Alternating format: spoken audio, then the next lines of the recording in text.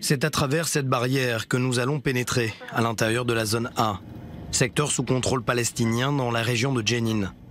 Au volant de cette Jeep, Bassem Ibrahim, plus de 20 ans dans les rangs de la police des frontières.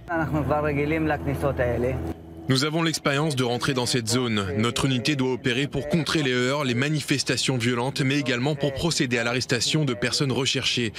C'est quelque chose que nous faisons quotidiennement. Une région de Jenin qui a connu ces derniers mois un regain de tension, comme si le volcan de la violence s'était réveillé, marqué principalement par cette attaque mortelle à l'arme automatique en janvier dernier.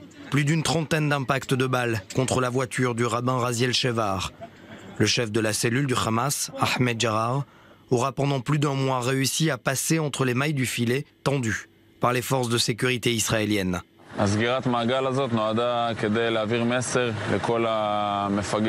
Nous avons réussi à régler nos comptes et surtout à envoyer un message à ceux qui ont attaqué et qui souhaitent attaquer des citoyens israéliens.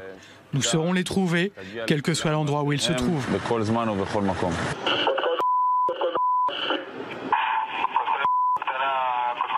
Des opérations auxquelles Bassem a pris part de manière active. Cela a été le résultat d'opérations particulièrement intenses, notamment du Yamam, les forces spéciales de la police. Nous avons réussi à empêcher d'autres attaques qu'il aurait pu perpétrer et surtout une fierté de pouvoir nous dire qu'il y a un prix à payer à toute attaque contre nous. Une attaque planifiée et surtout revendiquée par le Hamas. Depuis Gaza, les leaders du groupe terroriste palestinien avaient juré d'embraser le terrain. Et face à cette bombe à retardement, les gardes-frontières, conjointement avec l'armée israélienne, ont considérablement renforcé leurs opérations sur le terrain. La tension n'est toujours pas retombée depuis la neutralisation d'Ahmed Jarrar.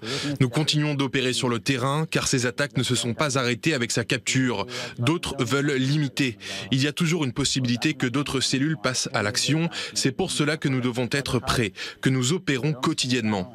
Et au-delà de cette attaque à l'arme automatique, cette région de Jenin est aussi marquée par des tentatives à répétition d'infiltration d'engins explosifs artisanaux via l'accès au tribunal militaire. L'enquête suit son cours. Je ne me pose pas la question de savoir pourquoi. Je dois avant tout savoir comment neutraliser la menace. Je dois savoir que si un ou plusieurs terroristes nous font face, je dois pouvoir préparer au mieux mes hommes pour découvrir à temps et neutraliser le danger.